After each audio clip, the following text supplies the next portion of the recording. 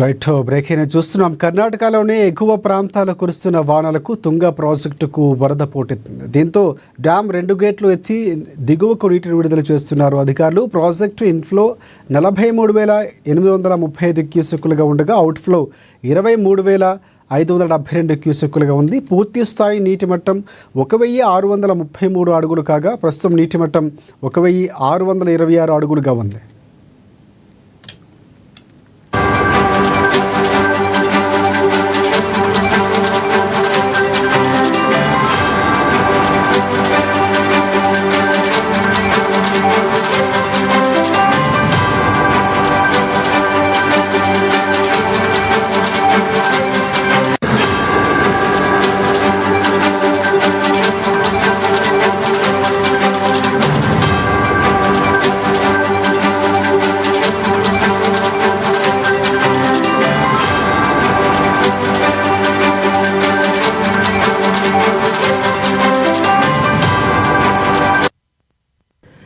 Right కర్ణాటకలోని ఎగువ ప్రాంతాల్లో కురుస్తున్న వానలకు తుంగ ప్రాజెక్టుకు వరద పోటెత్తింది. దీంతో డ్యామ్ 2 గేట్లు ఎత్తి దిగువకు నీటిని విడుదల చేస్తున్నారు అధికారులు.